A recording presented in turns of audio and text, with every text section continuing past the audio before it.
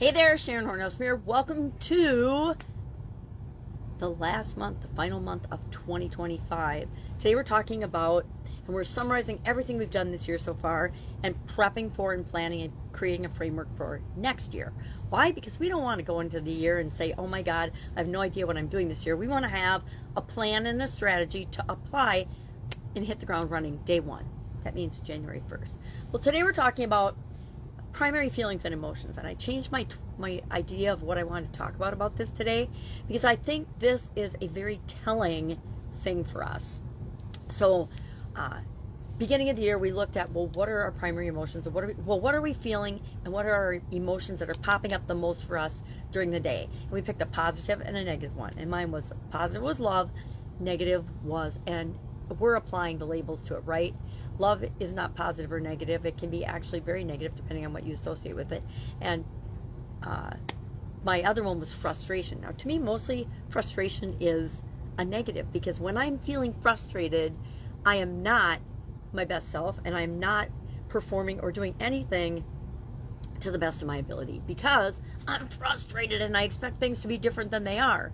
It doesn't work. And I've learned over the last few years for sure how disempowering that is, and that me feeling frustrated is just giving away my personal power to whatever the thing is that's frustrating me.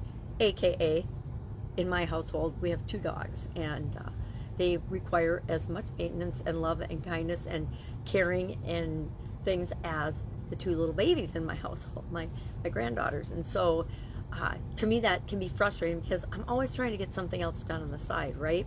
And if I have to stop and get interrupted in what I'm doing, 30 times a day, that gets old. So I decided that I needed to flip the way I was looking at that. But that has nothing to do with you. It's got to do with me. Well, today, what we're going to look at, we're going to do 2 things today. And I want to kind of apologize for that, but I want to hop into and apply the SOAP framework one more time this year. In order to do that, we have to have, and I have to pick one, and you have to pick an area, maybe a setback, a roadblock, an obstacle, a problem, a challenge, whatever it is for you. Maybe pick your biggest one right now, and let's see if we can't knock this out for you so that you know what to do going forward. I use the SOAP framework literally automatically all day long, every day, because I have a life where stuff comes up all the time and it has to get dealt with, but I don't want to spend a ton of mental time and energy doing it. So over the last 6 years, I've developed and used, and every single day, and taught thousands of people to do it too, something called the SOAP framework, SOAP. Developed it during COVID, which was perfect because a lot of us were stuck and we didn't know what to do. And so it allowed us to say, okay, what's the story? What's the situation? What are my options? What action am I going to take? And then, am I making progress? Is it working or not? And then back again, do it over and over and over again. I love cyclical processes that like a flywheel, it plays upon itself. What you feed into it brings out more than what you feed into it, sometimes 100-fold more. So if I deal with my frustration, I know I'm at least 10 times more effective. So today, all I want you to do is notice, as you go about your day in your business, what is the number one feeling or emotion that pops up for you. At the end of the day, share that in the comments below. And then you don't during the day judge it, just notice it. I actually usually take a little post-it note, and as I notice an emotion or a feeling, I write it down. Then I add a little hash mark every time, or little line every time I notice that again.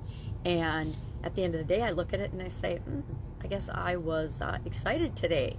Now, excited can go either way, right? Most of our emotions can go either way. They can be positive and they can be negative.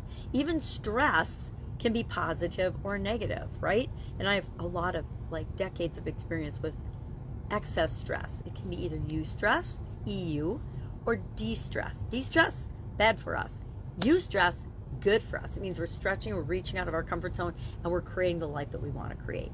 Everything we want is outside of our comfort zone, right? If it were in our comfort zone, we would have it already, right?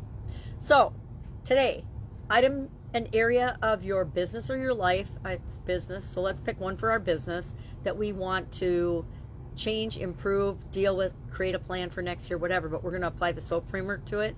And then I'm also going to add, and we're going to double up the last days of the year, because I want to go through the ideance process, and I want us to take one more run through that one day at a time to make sure that we've got these 2 tools in our toolbox, so if we need them going forward, we don't feel like we don't know what to do. We can always pull out one of these tools and apply it, meaning, our subconscious, we can pull it up and we can say, okay, I'm going to soap this up, or I'm going to add the ideance process or the growing process from last year, or any of the other processes that we've created over the last 5-6 years.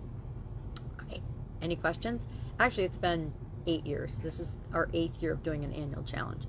If I can help you in any way, all you have to do is ask. Otherwise, have fun with this.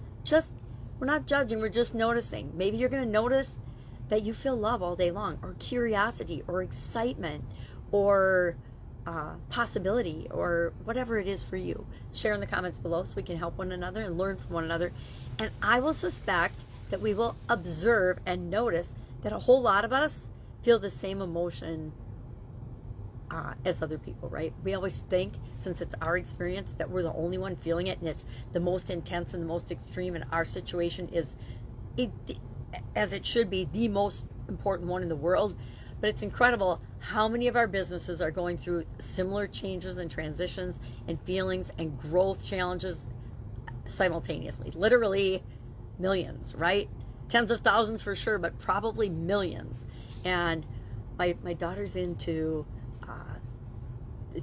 all kinds of interesting things now, and so she shares all this stuff with me about what's going on in the universe and solar flares in the world, and astronomy and astrology and all these things, which most of it goes right over my head.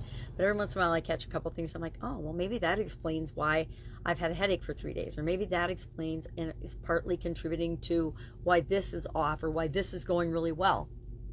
All right, any questions, ask. Otherwise, have an awesome day, and I will of course be with you tomorrow.